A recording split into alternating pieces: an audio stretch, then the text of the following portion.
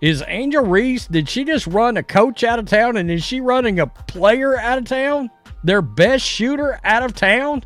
Because Chennedy Carter looks like she's ready to book it out of Chicago. When your coach doesn't last a full season and your best player is looking for the exit, it's safe to say the Chicago Sky have hit rock bottom. This isn't just a bad basketball story. This is a full-scale implosion. The Sky are mired in chaos, dealing with locker room drama, questionable leadership decisions, and star players openly considering their departure. Now, Marina Mabrey, she's already flown the coop on this team, and it was quote-unquote because of culture. Well, what happened to the culture? Who torched the culture?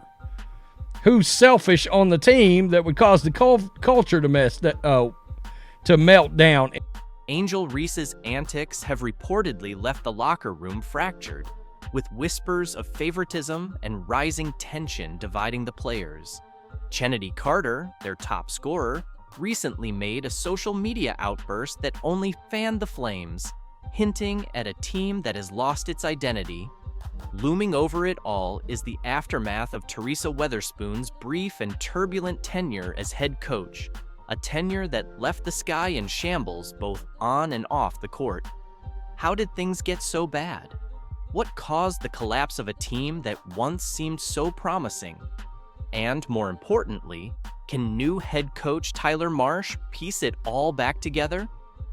This is a story of broken leadership, strained relationships, and a culture that has spiraled completely out of control. A Chicago Sky franchise that's been an absolute dumpster fire since winning the WNBA championship in 2021. Let's go through some of the names that have left. James Wade, who was the coach and GM, left in the middle of the season last year to go to the NBA. Candace Parker, Emma Messman, Courtney Vandersloot, Allie Quigley, Kalia Copper was traded, Lazura Stevens. And then this year, after drafting Cardozo and Reese, they were competing for a playoff spot and traded Marina Mabrey, their veteran, before the Olympic break.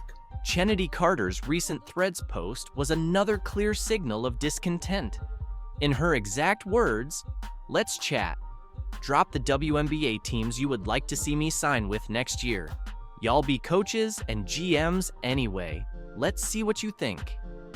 For a player still under contract as a restricted free agent in January, this public plea speaks volumes.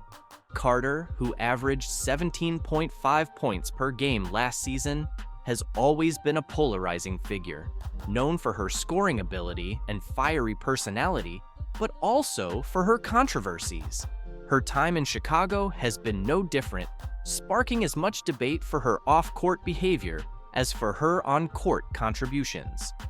This latest outburst doesn't just highlight Carter's dramatic tendencies, it underscores a larger issue within the organization. When Tyler Marsh did the press conference, he talked about Angel Reese, he talked about Cardoso, who I think is going to be a star in the WNBA, but he did not really mention Chennedy Carter at all, and that raised a lot of eyebrows.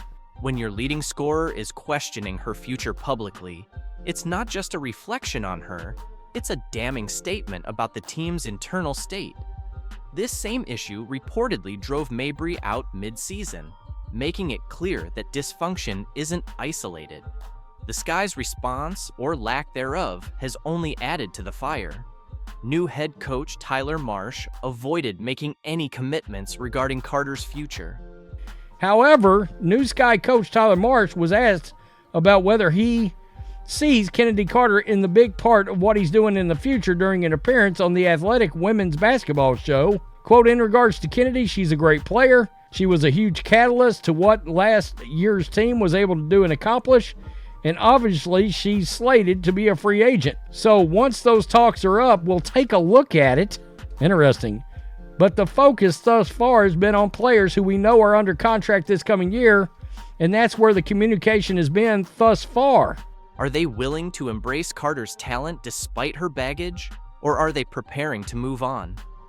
Carter's frustrations, however, don't exist in isolation.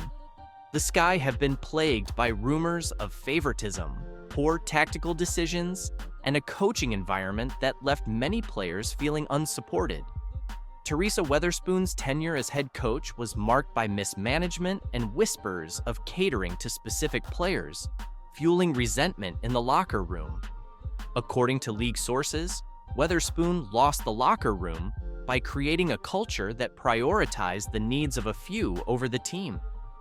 According to league sources, Weatherspoon had lost the locker room because of a culture that catered to the needs of a few players. Dear Lord. The backlash from Carter's Threads post has been loud and divided. Critics labeled her public complaints unprofessional and immature, while supporters pointed to the Sky's leadership as the real issue. One fan summed it up: "If even Carter wants out, you know something's seriously wrong in Chicago." Let's be fair, Carter has a history of being a polarizing figure, bouncing around the league and clashing with teams. Could she be part of the problem? Absolutely. But the Sky's broader issues go deeper than one player. The real question is whether Marsh's leadership will be enough to fix this fractured culture.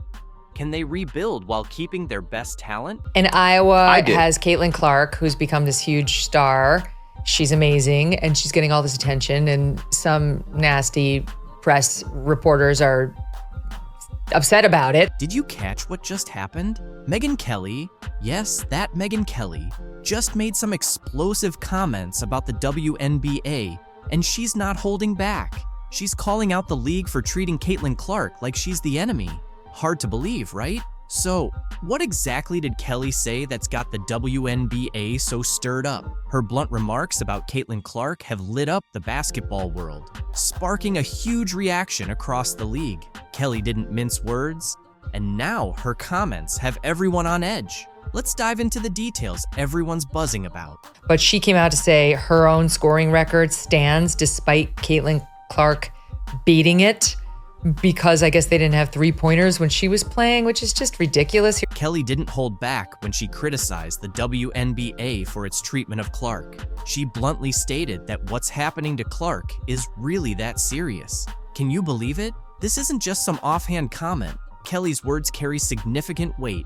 So she's getting a lot of hate from people like that. Of course, Jamel Hill has weighed in, like a lot of people taking shots at her. You might be wondering, since when does Megyn Kelly care about basketball? And that's a fair question. She typically doesn't involve herself in sports drama. So why is she speaking out now? The reason is that what's happening to Clark is so outrageous that even Kelly felt compelled to voice her opinion. She's been in the WNBA for 2 minutes. There's no reason to hate her other than the amount of attention she's getting and her skin color. I mean, would this be happening to a black Caitlin Clark? No. Getting the same amount of attention. This is where things really heat up. Kelly revealed that some players are actively targeting Clark on the court. She's not referring to just tough defense or regular competition. She's saying that Clark is experiencing outright abuse. And get this, she claims the league is allowing it to happen. How wild is that? And it's resulted in physical alterations on the court that don't get called as fouls, that the girls then deny were intentional. And Caitlin Clark always takes the high road. She never, points the finger, but it happened again. But Kelly didn't stop there. She linked Clark's treatment to larger issues in women's sports. You know how Clark has been in the spotlight a lot recently? Well, Kelly made a shocking statement saying that. Many black women inside the WNBA are resentful that this white woman came in and is getting all this attention. That's a serious accusation, and it stirred up strong reactions on all sides. Kelly isn't just referring to fouls and rough play. She's claiming there's a significant amount of racial tension simmering beneath the surface of the WNBA. She believes Clark is right in the thick of it all. The people weren't going, Jake, because they were homophobic, racists. That's why the other girls resent Caitlin getting attention, because she's not black. You might be asking yourself if Kelly is correct about all this. That's the million-dollar question. One thing is certain, though. Her comments are prompting everyone to seriously examine what's really happening in the league. Kelly believes that Clark is turning the sport into something mainstream. And if that's the case, it seems not everyone is pleased about it. These are the highest ratings in more than 10 years. And it is 100% because of Caitlin Clark. Those are regular NBA ratings. Like if you get a couple million people watching an NBA game, you're pretty happy as a network guy. She is the Michael Jordan. Like I know you're not a major basketball Him, person, I know. but she is the Michael Jordan of female basketball.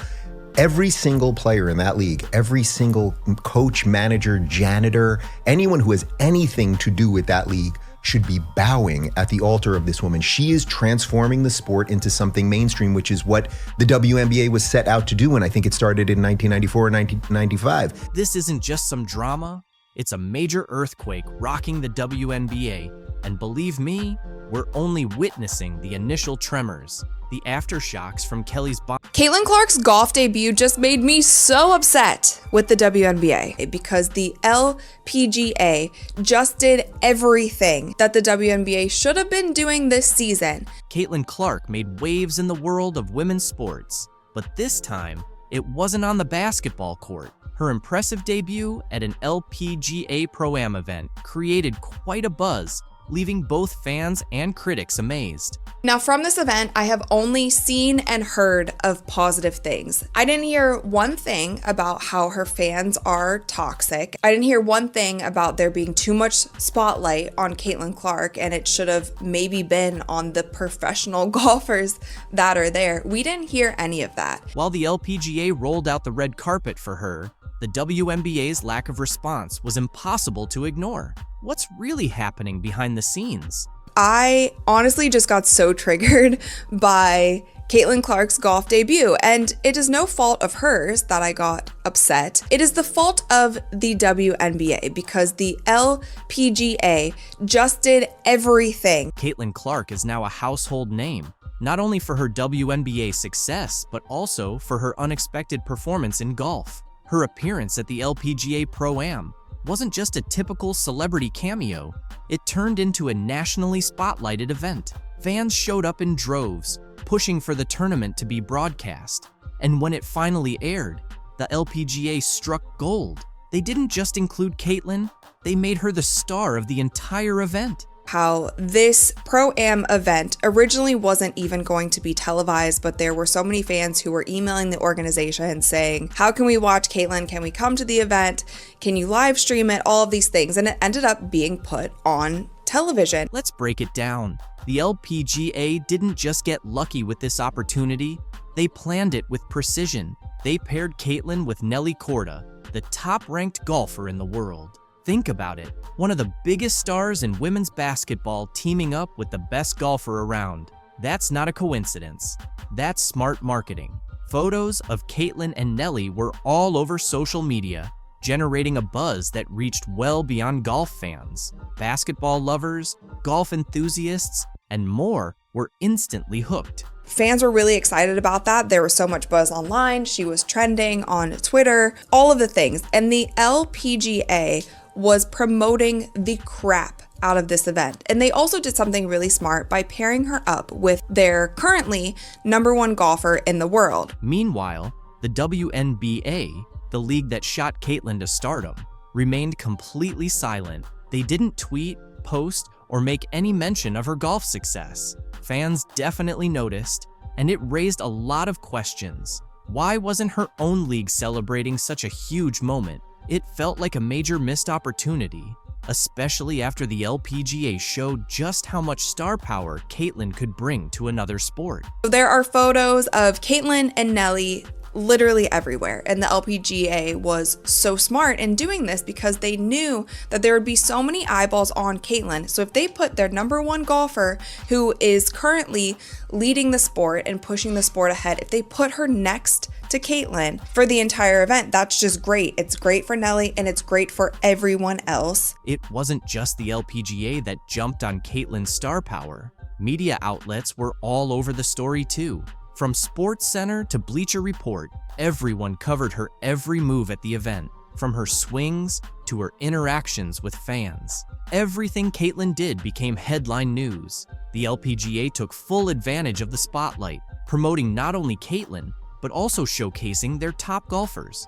It was a win-win situation. In contrast, the WNBA took a different approach. Throughout Caitlyn's rookie season, many fans felt the league wasn't doing enough to promote her, despite her standout performances and the clear Caitlyn Clark effect on viewership numbers. The league seemed hesitant to fully embrace her rising fame. Critics argued that the WNBA was trying too hard to evenly distribute attention, even when it was obvious Caitlyn was the main draw.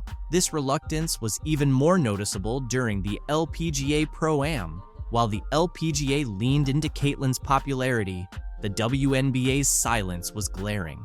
Fans didn't hold back, taking to social media to share their frustrations. Many pointed out that this was exactly what they'd been saying all season. The WNBA wasn't doing enough to leverage Caitlyn's popularity, so why would the WNBA hold back? Some say the league is cautious about focusing too much on one player, fearing it might overshadow others or stir up tension within the league. Others think it's a missed opportunity tied to outdated marketing tactics. Whatever the reason, the difference between the LPGA's strategy.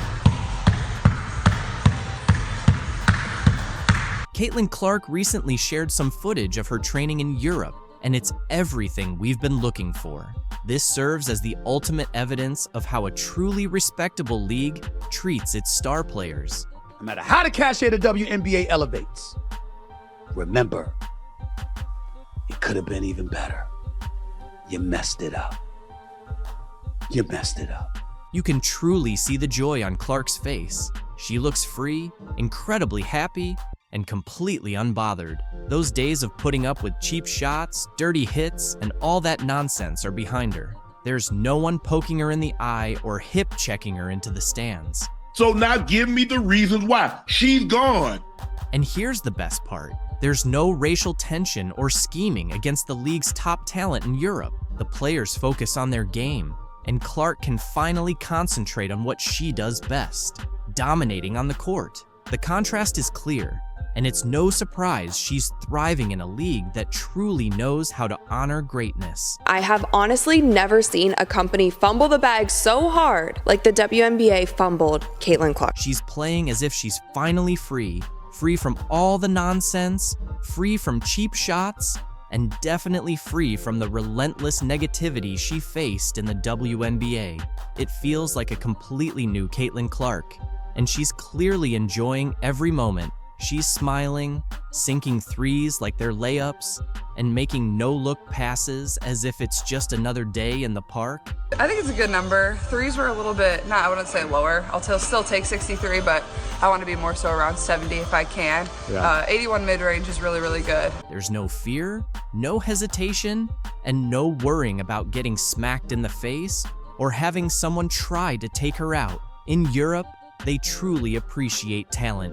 They love and celebrate her. She's not dodging elbows or dealing with dirty looks anymore. Finally, she's being treated like the superstar she is. It's as if she's escaped a nightmare and landed in a place where basketball is celebrated. And it sucks that so much of it was riddled with so much drama and so much negativity and so many mishaps. You know who's really losing it? The WNBA. That's right. The league that thought they could just sit back and let Caitlyn Clark get poked in the eye, body checked and disrespected day after day. Now they're complaining about losing their star, but let's be honest, it's their own fault. They made it unbearable for her. How many times did we watch Clark take a cheap shot while the referees stood by without taking action? And what did the WNBA do about it? Nothing. They allowed it to happen repeatedly. Like we talked about in our locker room after the game ended, where obviously people were pretty disappointed in the outcome. Here's the thing. In Europe, they don't have that kind of drama. No Chennedy Carter blindsiding her, no Dejonai Carrington going for her eye. No one is trying to take her down just because she's different. She's not facing players who resent her simply because she's a straight white girl excelling in their league. Over there, it's all about basketball. It's pure, it's clean, and it's a genuine league that respects the game, honor. I just hope y'all know the WNBA don't pay my bills at all.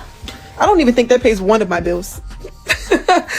So I don't know if she's complaining or just stating. Angel Reese faced heavy criticism from experts after her recent complaints about her WNBA salary not being enough to cover her rent. Apparently, she's struggling on her $73,000 salary, claiming it doesn't stretch far enough to pay for her extravagant $8,000 monthly rent, as if she's living paycheck to paycheck. I am sympathetic to that, but yeah, sports needs villains. I don't have a problem with it. She makes the WNBA more interesting. Reese, regarded as the league's most pampered player, appears to believe she deserves a salary increase, especially since it's been a while since she found herself in another scandal. And now, it looks like we're back to the same situation again. Number one complaint this offseason in the WNBA would be the incessant whining about their minimum wage salaries. I mean, who could have possibly... What exactly are you asking for more money for, Angel?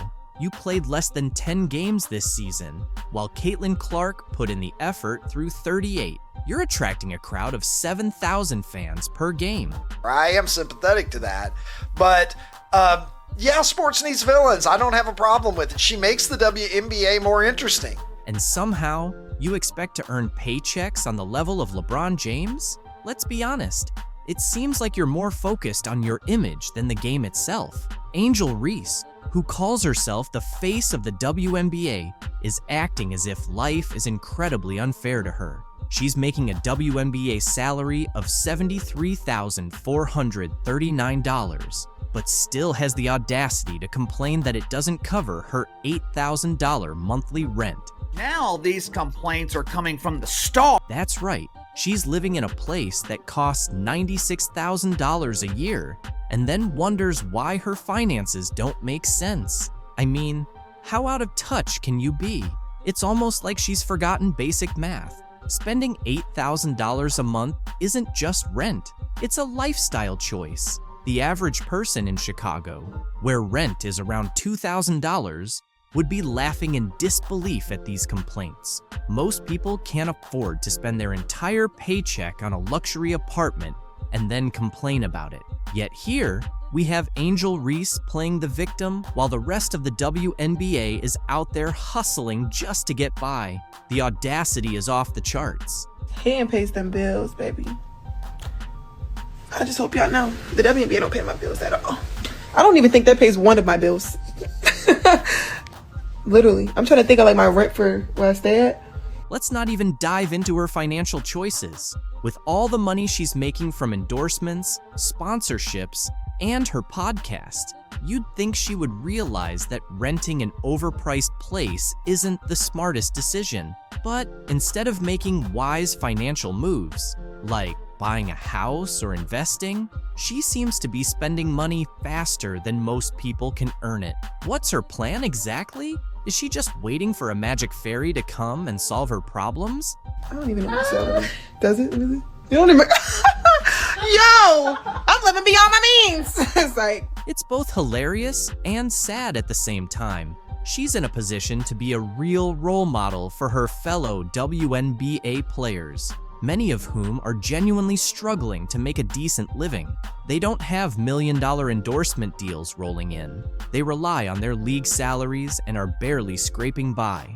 Yet here's Reese complaining about rent as if she isn't surrounded by cash from every angle. It's insulting to everyone in the league who is truly fighting to stay afloat.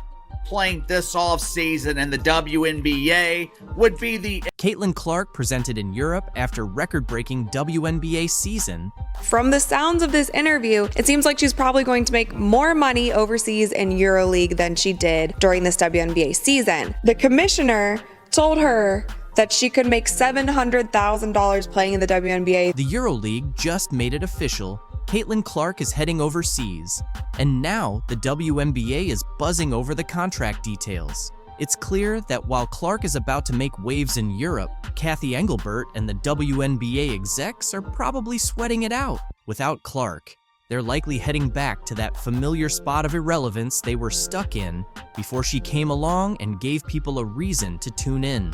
Let's be honest, most are only watching because of Caitlin Clark. And once she's gone, it's hard to see anyone sticking around for those average teams. Now, I feel like there could be a team overseas who would love to snatch Caitlin Clark away from us and give her a crazy offer. I mean, Ice Cube was about to give her $5 million to play in less than 10 games in the Big Three. So the money is there, and if these owners are smart with it, I could definitely see more WNBA players going overseas. The WNBA pretty much shot themselves in the foot with a series of bad decisions and some race-baiting drama that cost them their star player. They lost their golden opportunity. But let's not dwell on their mistakes. Caitlin Clark's new adventure is where the real excitement lies now. Going overseas and possibly not returning. I totally understand that some of you hardcore Caitlin Clark fans in America might be feeling a little down about her moving to Europe. But let's face it, you want her to be happy, right? That's why you're staying quiet about it. Deep down, as long as Clark is doing well, you're okay with it. And don't worry, Clark cares about you just as much. In fact, I have a little surprise from her that's going to make you really happy. So stick around for that. For now, let's dive into what's really happening with this EuroLeague deal. Unfair what the players are paid. So, the big boss of EuroLeague women has finally put all the speculation to rest. Caitlin Clark is officially getting ready to head to Europe. And no, this isn't just a temporary gig while the WNBA takes a short break.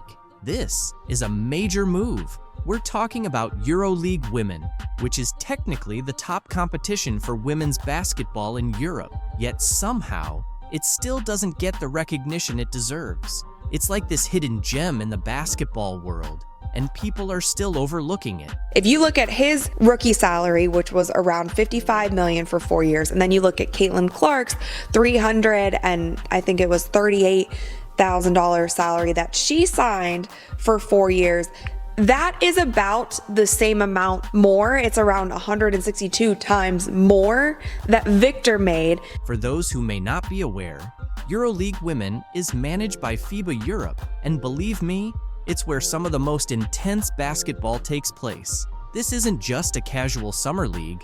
The EuroLeague runs from October to April. That's ideal for Clark to keep her basketball skills sharp throughout the year. She's really positioning herself to excel on both sides of the Atlantic. It's like she's playing chess while everyone else is still figuring out checkers. They always sold out. Unbelievable. So Atlanta would normally have 3,000, 4,000 people. Now they have 17,000 people, and they sold 1,000 standing room only tickets. So when we walked into the arena, people were on that third balcony looking down at the tops of our players' heads to watch. I mean, it's really hard to take in. And here's something interesting. EuroLeague Women has been around since 1958. That's right, longer than most of us have been alive. It's like the original league for women's basketball, even getting a rebranding in the 90s. Yet, for some reason, it hasn't achieved the same commercial success as the WNBA. But don't be fooled. This league is serious business. It has stood the rise of Caitlin Clark has been nothing short of extraordinary. From bold predictions to jaw-dropping performances, her journey to the WNBA has been a roller coaster of challenges and triumphs. But what happens when one of her harshest critics, Gino Auriemma, is forced to rethink his words?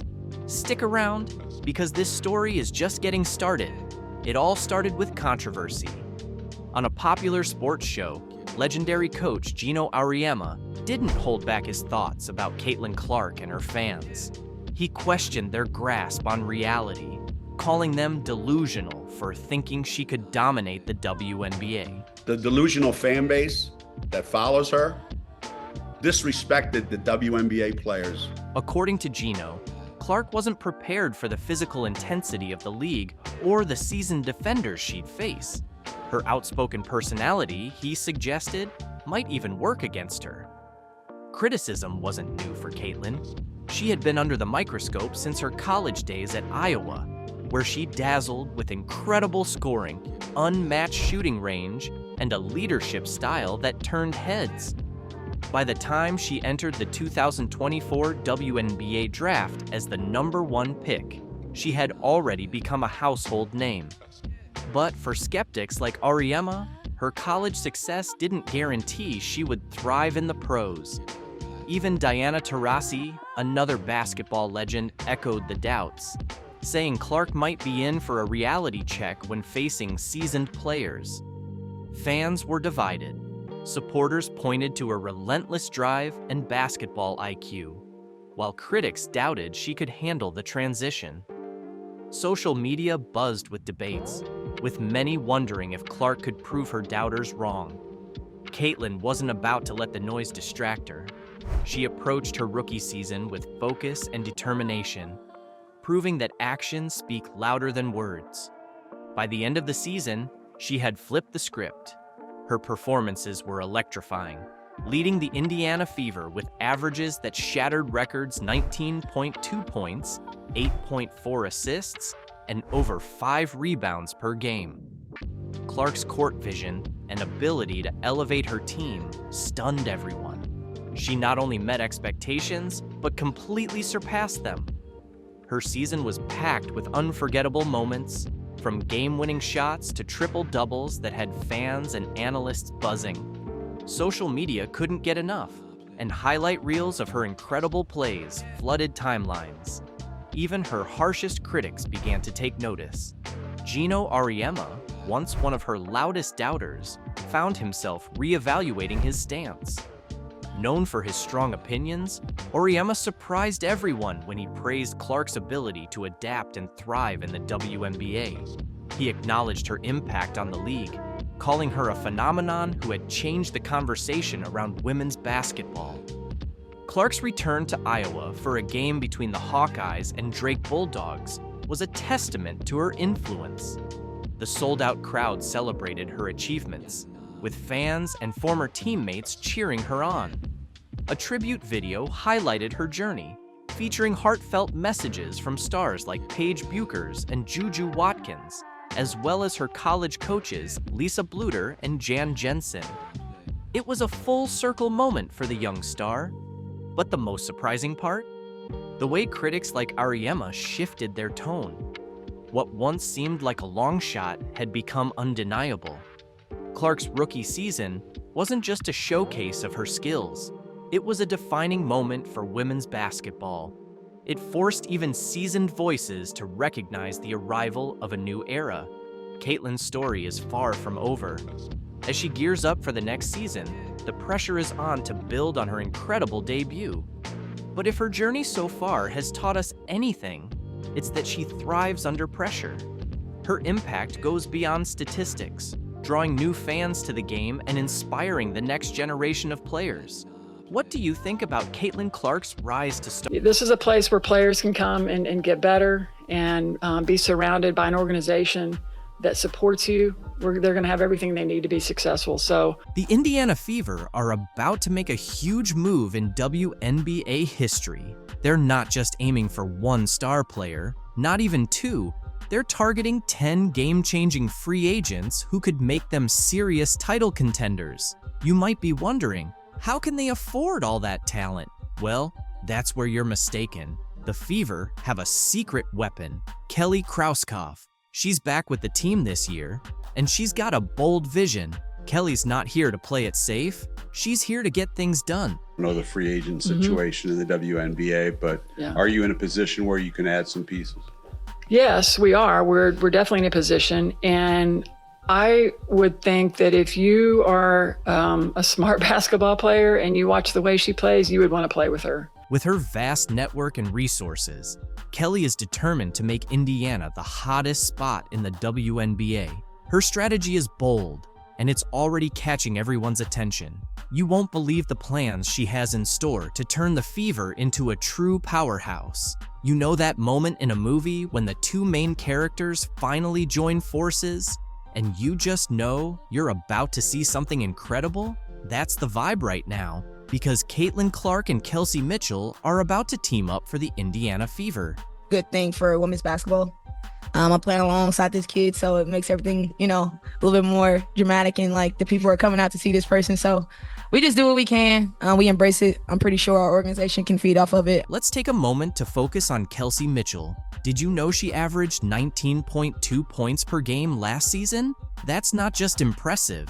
That's all-star caliber. And it's not like she had just a few good nights either. After the Olympic break, Mitchell went on a scoring spree, putting up 20 or more points in 7 straight games. Imagine trying to guard someone that reliable. Now, think about Mitchell teaming up with Caitlin Clark. We're talking about 2 of the top shooters in the game coming together. How are defenses supposed to handle that? Clark's college numbers are through the roof, and her knack for setting up her teammates is incredible. With Clark's playmaking skills and Mitchell's scoring, this could be the most exciting backcourt the WNBA has ever seen. Because Kelsey Mitchell said basketball is a language and you have to get on the same page. Me and Caitlin like to play fast and up-tempo, and I'm always going to align based on how she's playing and how she's going. Here's where things get really interesting. Kelsey Mitchell is a free agent right now. The Fever have to re-sign her, right? But at what price? We're talking about a player who has been the heart and soul of the team. Even the Fever's president said they wouldn't be where they are today without her. That kind of praise doesn't come cheap. So, let's break down what it might actually take to keep Mitchell in Indiana. Spoiler alert, it's a hefty sum. We're talking about a Supermax qualifying offer of around $250,000. That's a big investment, but can the Fever really afford to let Mitchell go? Look, we're going to evaluate everything and have those types of discussions with her. Here's the thing. It's not only about the money, it's about building a championship caliber team. That's where Caitlin Clark comes into play. Bringing her on board isn't just about her own skills. It's about how she can make everyone around her better, especially a scorer like Mitchell. But all signs point to her returning, including her and Clark attending the Pacers and Grizzlies game. You might be wondering if these two can really work together. Won't they end up competing for shots? But that's the best part. Clark isn't just a scorer. She's a true playmaker, and Mitchell has already proven she can thrive alongside other star guards. This isn't about 2 players battling for the spotlight. It's about 2 stars joining forces to create something that's even better than what they could achieve individually. Kelsey Mitchell has been an all-star, but she had the stage, the bright lights, and everybody could see what kind of bucket getter she is. Plus, Caitlin draws the defense. Kelsey gets to go one-on-one and put her skills on display.